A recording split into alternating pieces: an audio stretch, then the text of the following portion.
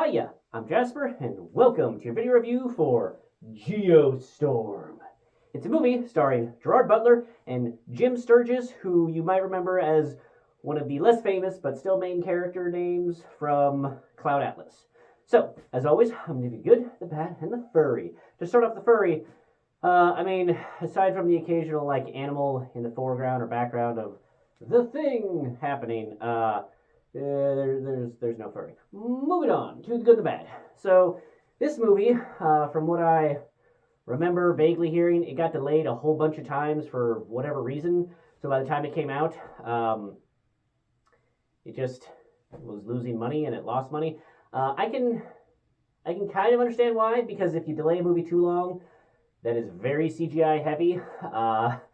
The CGI can look dated, and what I will say is that there were a few times where the CGI in this looked very dated. Most of it was on things on Earth. Usually that was where the CGI kind of took a hit. The stuff in space, pretty much all, in my opinion, works really well. Still looks great. But a lot of the Earth-based stuff is kind of... Some of it was... And then the other thing about this movie is that... So, I believe it's a Roland Emmerich film. If it's not a Roland Emmerich film, it's definitely inspired by Roland Emmerich films. Roland Emmerich... if you don't know, is the guy that does awesome disaster movies. So he did The Day After Tomorrow, 2012. I think he did San Andreas. He's probably done some others that I'm not remembering. I think he did Geostorm. But that's kind of his thing. He might have even done Moonfall, or maybe he did Moonfall and not this one. I don't know. Point is, it's kind of his shtick. And this is not one of the better outings. I generally love me a world-ending disaster thing coming along, but with this one, I feel like there was a bit too many plot holes. So for example, this scientist, so Gerard Butler plays the scientist, and I totally buy it. I completely believe that he is the super awesome scientist that developed all the yada yada yada stuff. But I think, and maybe I just don't have enough faith in NASA scientists, but I feel like the astronauts on the International Space Station didn't design the International Space Station.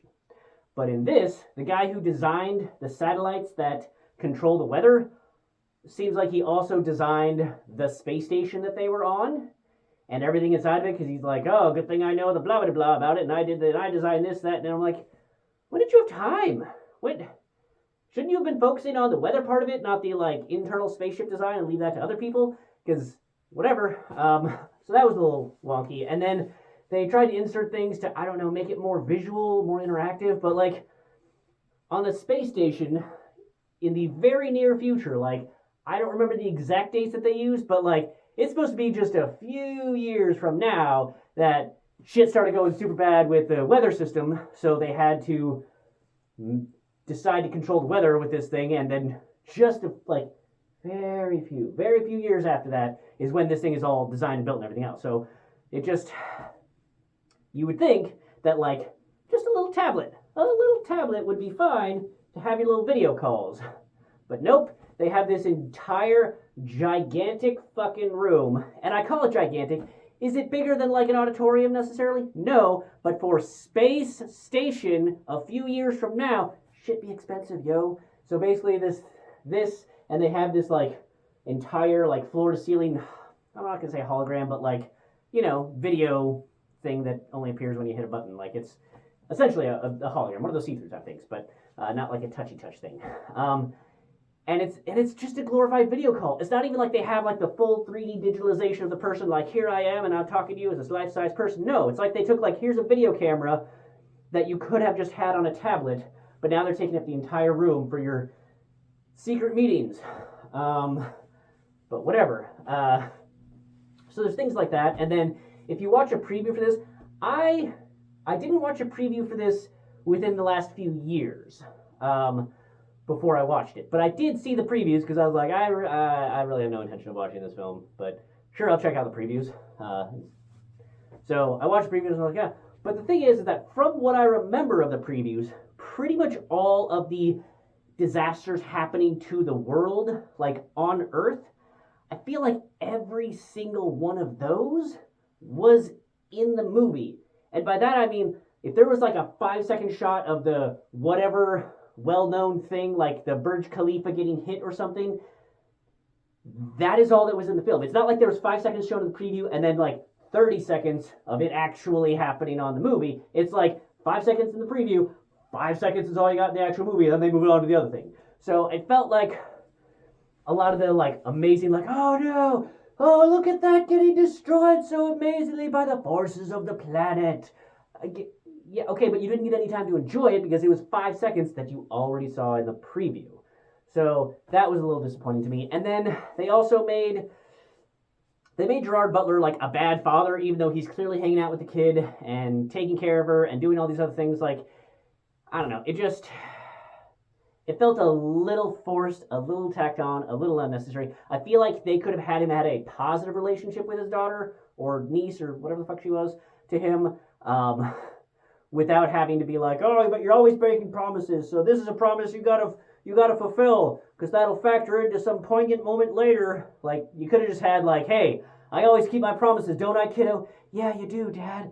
Yeah, you do. And then he like, oh, maybe I can't keep this. Like, you could have phrased it differently so that he's not a bad father to inspire all this. You know what I mean? Like Armageddon. Maybe Bruce Willis wasn't the best father, but there still was that like relationship there. And maybe that's what they're going for, but with a tiny human. I don't know. It's just, I wasn't a fan of that.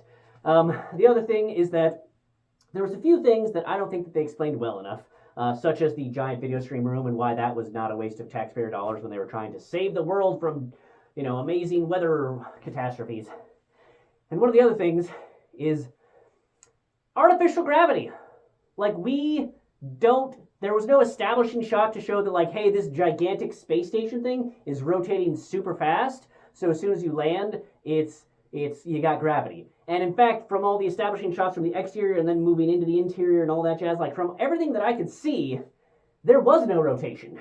So without rotation, how, other than for budgetary reasons, is this entire thing have artificial gravity? And, like, you think that would also be a big deal and have numerous other scientific applications, or that they would somehow explain it, but they don't. They're just like, people walking around in space, it's cool. Yeah, it's fine. Whatever. And then a couple of instances where the satellites were, like, malfunctioning, and it just, like, in a lot of the disaster movies, Armageddon, San Andreas, Day After Tomorrow and whatnot, there was, and maybe I have rose-colored glasses of Day After Tomorrow because I still feel like that is pinnacle of disaster world movie that holds up, with like 2012 also doing pretty well other than, the date. But I digress. Point being is that there was a couple instances where they're trying to involve some character in the thing that's happening, but in a way where I'm like, I don't think you would have survived. Like, I get that you want the tension of like you gotta be racing away from the effects of the thingamajig, but I don't believe that massive amount of destruction taking place like mere feet from this dude would have been possible without him also dying horribly or his car exploding horribly. Like, it doesn't pass the common sense check of like, does that seem like that those two could be happening right next to each other right there? I just didn't buy it, and it felt like unnecessary things. And then I did kind of enjoy the intrigue of who is the bad guy here, who's watching who's set up to do this, that, and the other thing, and who's the one pulling the strings. I did feel like they did a good job of that, because I was suspecting somebody, and that person did not end up being part of it. But I will say that I think if you watch a preview of this, it's very possible that aspect of it could be ruined. So I caution you with watching a preview that some of the tension of who's the bad guy, who isn't the bad guy, type of tension may not be present if you watch a preview for this.